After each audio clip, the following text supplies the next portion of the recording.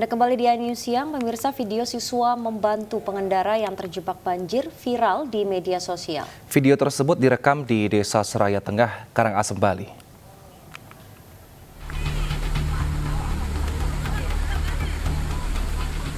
Inilah video siswa SMP yang membantu pemotor menyeberangi derasnya arus banjir di Jalan Lingkar Pejongan Desa Seraya Tengah, Karangasem, Bali.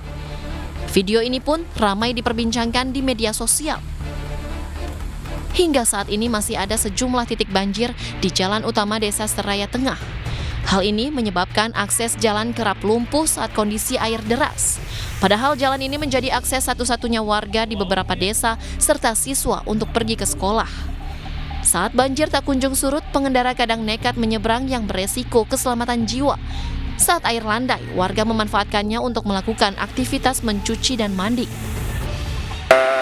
Di sini dah, karena jalur yang satunya tidak bisa dilewati, akhirnya sama-sama bersama masyarakat juga membantu anak-anak sekolahan biar bisa lewat. Berarti kemarin banyak kendaraan yang di sini apa ya? Banyak antri dia, satu persatu dia melewatkan saling gotong dia. Berarti anak-anak kemarin membantu melewatkan sepeda motor berarti apa ya? Iya, sama-sama itu sama rekan-rekan dari wilayah-wilayah lain. Warga berharap pemerintah segera menyelesaikan permasalahan banjir sebab sejumlah jalan yang menjadi lintasan banjir di Seraya Tengah menjadi akses utama warga, khususnya untuk perekonomian dan sekolah. Dari Karangasem, Bali, Yunda Arista, iNews melaporkan. Kita beralih ke informasi lainnya, pemirsa. Wanita berpistol penerobos Istana Kepresidenan diduga terafiliasi dengan kelompok intoleran. Temuan tersebut didapatkan dari hasil pemeriksaan polisi dari interaksi media sosial pelaku. Kasus perempuan penerobos istana bernama Siti Elina akhirnya terungkap. Senjata api yang dibawa Lina diduga milik pamannya yang merupakan mantan anggota TNI. Lina membawa senjata api milik pamannya ke Istana Negara dalam upaya menerobos istana dan bertemu dengan Presiden Joko Widodo. Motifnya, Lina ingin menjelaskan kepada Presiden Joko Widodo bahwa Pancasila adalah ideologi yang salah. Dari hasil pemeriksaan polisi, aksi tersebut dilancarkan Lina usai bermimpi tentang akhirat. Polisi menemukan fakta bahwa Siti Elina terhubung dengan anggota Hizbut Tahrir Indonesia dan dengan Negara Islam Indonesia atau NII. Dan setelah kami adakan pemeriksaan, ternyata memang benar hasil pemeriksaan kami, tersangka ini juga mengarah kepada hal-hal yang terkait radikalisme dan juga teror yang lebih lanjut, nanti akan dijelaskan oleh pihak Densus 88. Selain Siti Elina, Densus 88 anti teror juga menangkap 2 orang berinisial BU dan JM yang memiliki hubungan dengan Siti.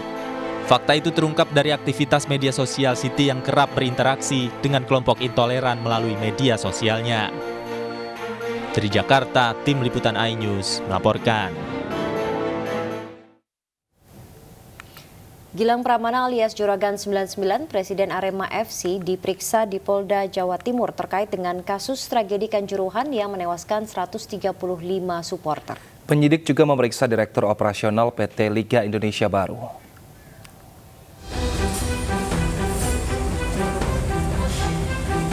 Gilang Pramana alias Juragan 99, Presiden Arema FC, memenuhi panggilan penyidik di Treskrimum Polda Jawa Timur sebagai saksi kasus tragedi Kanjuruhan.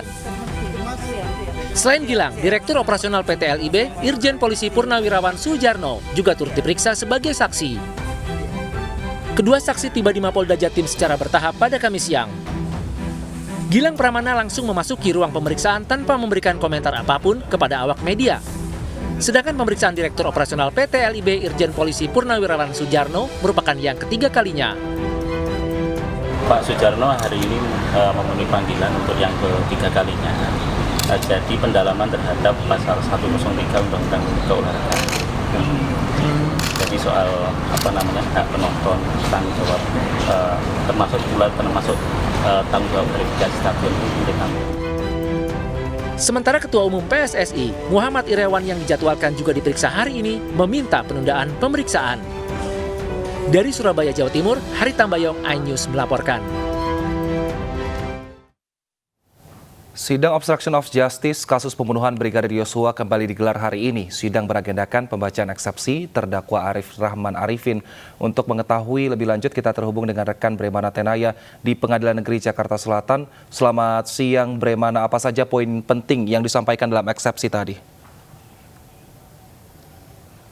Baik Wilson, yang disampaikan oleh pihak penasihat hukum terkait dengan sidang eksepsi yang digelar pada siang hari ini ada beberapa, tadi ada pokok eksepsi yang disampaikan, dan memang tadi sidang yang dilakukan pada hari ini berlangsung cukup singkat, hanya 1 jam saja, dari pukul 9.37 waktu Indonesia Barat sampai dengan tadi pukul 10.38 waktu Indonesia Barat. Dan sidang dengan agenda mendengarkan tanggapan dari jaksa penuntut umum terkait dengan eksepsi terdakwa ini akan digelar pada minggu depan, tepatnya di hari Selasa tanggal 1 November jam 9 waktu Indonesia Barat. Dan pokok-pokok eksepsi yang disampaikan oleh penasihat hukum dari terdakwa Arif Rahman Arifin tadi ada beberapa. Yang pertama terkait dengan surat dakwaan yang tidak bisa diterima, dan yang kedua terkait dengan surat dakwaan yang dinilai tidak cermat, tidak jelas, dan tidak lengkap. Nah, terkait dengan surat dakwaan yang tidak bisa diterima, ini beberapa poin yang disampaikan oleh penasihat hukum.